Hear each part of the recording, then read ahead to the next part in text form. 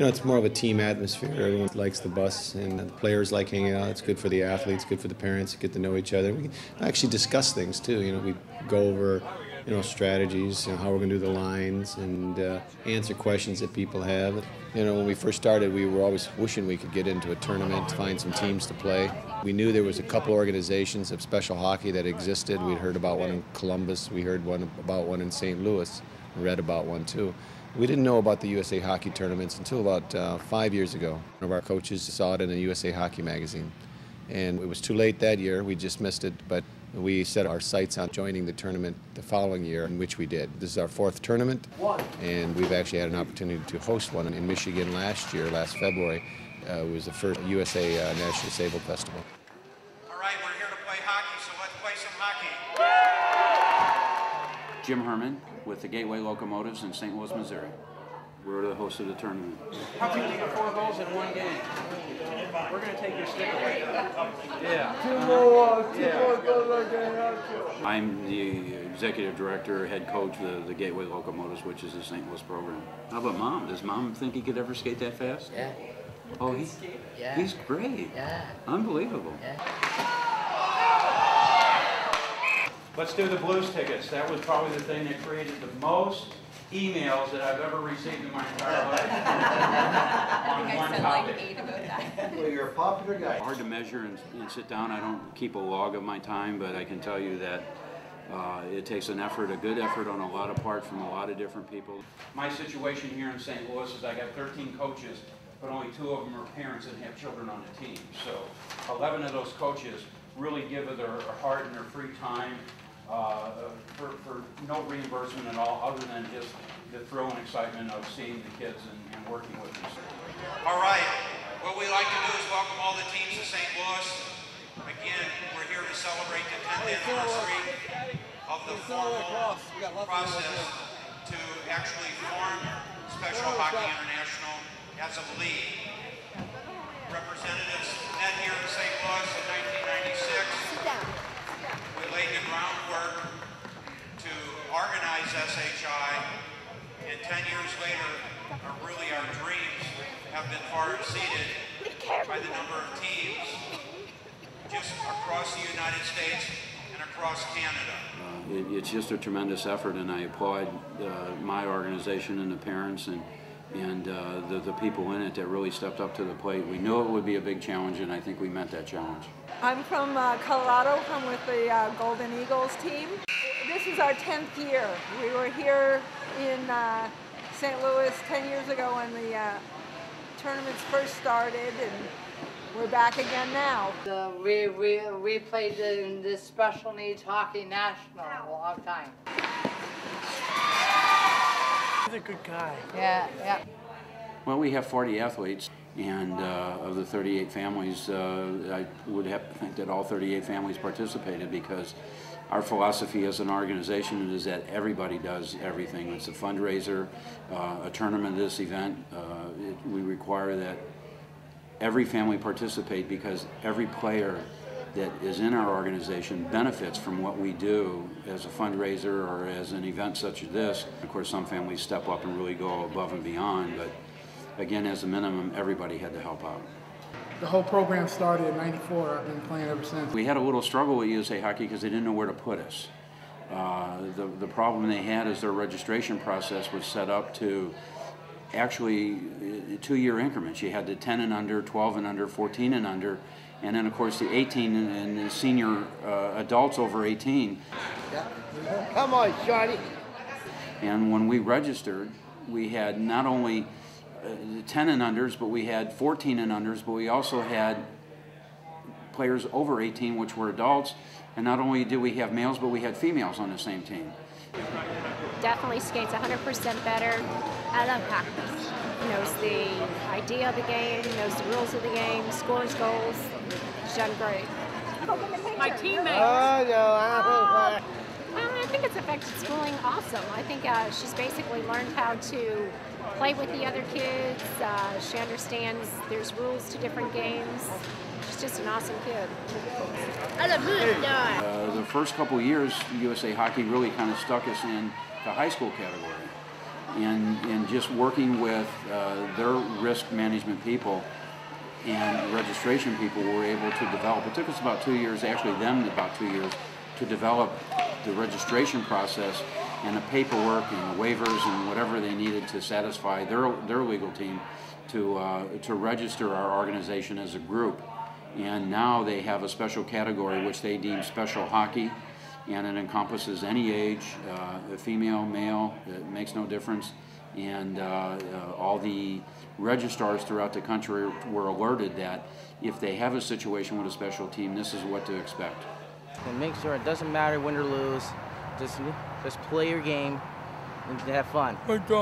USA Hockey likes to think 20 is the max players, 18 skaters and 2 goalies, so I think we ended up with an A team at 15 players, a B team at 15 players, and then the C team we joined with the Eugene Vipers to form a team. The rating of teams, the level of play, is based on a scale of A, B, and C. Those are the 3 brackets. We do that based on ability. It has nothing to do with age. It's just a matter of what their ability is, how well they can play the game. You might have a 40-year-old kid playing against a 9-year-old kid. It's just it doesn't make a difference between age. It's just the ability. That's why we have the 3 brackets, keep it as fair as possible, and then we get into the various divisions so we can do some competition. They all get along very well. They're all teammates. I think the younger players look up to the older players, but we all play as a team, and we're teammates. That's how they relate to each other. And we're friends, and we met at this tournament. Everything we do comes through fundraisers and or donations. We've had some fairly successful fundraisers over the years, and been very beneficial for us. And also with the local community, we've had businesses who work with us in terms of ordering equipment by ordering it at their cost, or maybe just a little over their cost to cover shipping charges and expenses. So from that respect, we really haven't had to go out and really buy anything retail. So if you got any questions or anything, give me a call. If I don't know it, I'll dig it up. Everybody we worked with has worked with us, and including the rink here. Gave us a great deal on the ice time and recognized our need in the fact that we are a charity. Hi, I'm the executive chef at the DoubleTree Hotel in Chesterfield, Missouri. On the menu for the hockey tournament, we got home-style red-skin mashed potatoes, barbecue pork steaks, grilled chicken with a sherry wine sauce, baked whole corn, peach cobbler, apple pie, with a few salads. That's about it.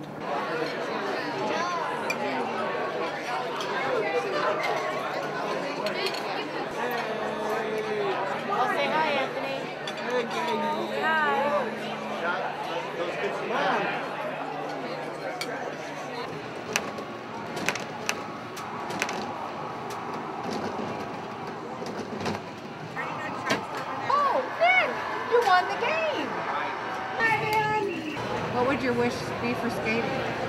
Like a birthday wish, Nick. I know. Being a speed demon. All of these exposures make and help these children become totally self-sufficient. And it also, they have to come up to the bar in terms of expectations. And they're meeting those expectations. And it helps their social skills just in the general public sector. So, it's not a matter of being stared at, it's a matter of being pulled in and co-participation. On the creative arts side of the Farr Conservatoire, we offer music therapy, art therapy, dance therapy, and theater arts therapy. And all of these programs address needs of special needs children, such as communication, academic skills, socialization, and emotional skills. They all work together, and we've seen ties from the athletic side of Farr, especially the skating program, and the children in the art side. The children who participate in the skating program have tremendous physical improvement in their posture and their confidence with their body. That's what I see on the music side. I've worked with several of these boys as their speech and language pathologists, which means I've helped them with their speaking skills, both receptive language, which is understanding language, and expressing language, which is talking. And we know from a lot of the research that physical activity really enhances the activity within the brain, which then enhances verbal activity and verbal language. So physical activity promotes the understanding and the expression of language. And of course, we all know that language is one of the ways, the main way that we communicate, along with some nonverbal skills. These boys who play on this team, who I know, all like to be active, like to play, and like to do fun things, just like any other children. And in order to do that, they sometimes need a little bit of help. With them, the same thing happens to them when they're doing their speech and language, when they're talking. So, knowing that physical activity promotes speech and language, any activities that children can be involved in will help them with their communication skills, not just for learning in schools and academic development, but also for socialization and for being able to communicate in the everyday life that they will be continuing throughout their life.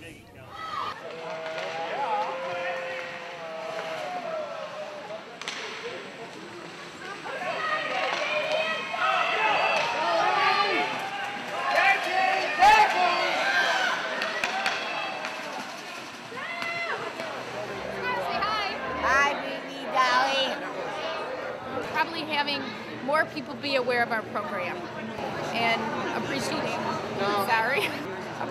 our athletes because they're wonderful.